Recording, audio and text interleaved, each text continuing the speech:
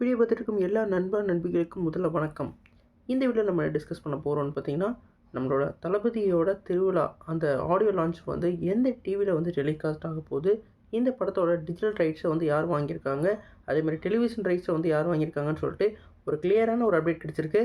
அந்த அப்டேட்டை வந்து இந்த வீடியோ நம்ம டீட்டெயிலாக டிஸ்கஸ் பண்ணுவோம். அதுக்கு மேலே நீங்கள் இந்த சேனலுக்கு புதுசாக இருந்தால் அந்த சேனல் சப்ஸ்கிரைப் பண்ணி பெல் ஐக்கனோட கிளிக் பண்ணி வச்சுக்கோங்க. வாங்க நம்ம வீடியோக்குள்ளே போகலாம்.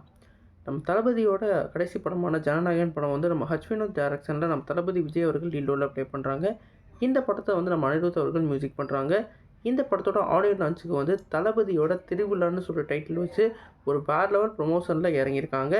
இந்த ஆடியோ லான்ச் வந்து மலேசியாவில் நடக்க போகுது.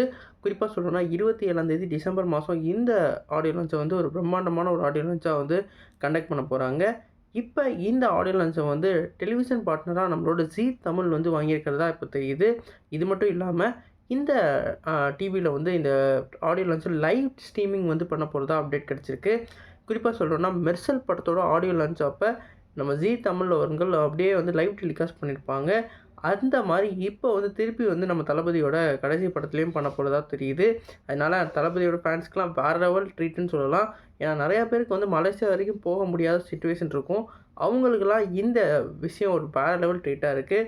நம்ம தளபதியோட கடைசி மூவின்ற மட்டும் இல்லை, கடைசி ஆடியோ லான்ச் கூட அவரோட கடைசி குட்டி ஸ்டோரி எப்படி இருக்க போகுது, அவரோட அரசியல் பயணத்தில் அடுத்து என்ன இருக்க போகுது, அவர் சினிமா கெரியரோட கடைசி படம் எப்படி வந்து அமைய போகுதுன்னு சொல்லிட்டு நிறையா கேள்விக்கான பதிலாக அந்த ஆடியோ லான்ச்சில் நம்ம எதிர்பார்க்கலாம்.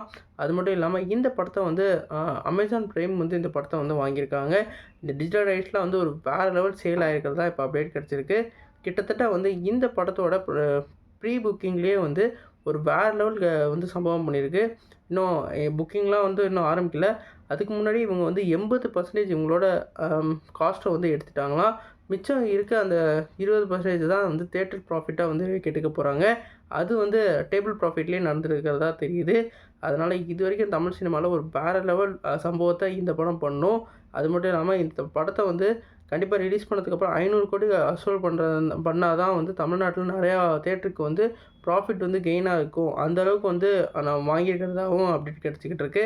கண்டிப்பாக நம்ம தளபதியோட மூவி ஒரு வேறு லெவல் கலெக்ஷனோட ஒரு வேறு லெவல் பாசிட்டிவ் ரெஸ்பான்ஸ் வரும்னு நம்ம எதிர்பார்க்கலாம்.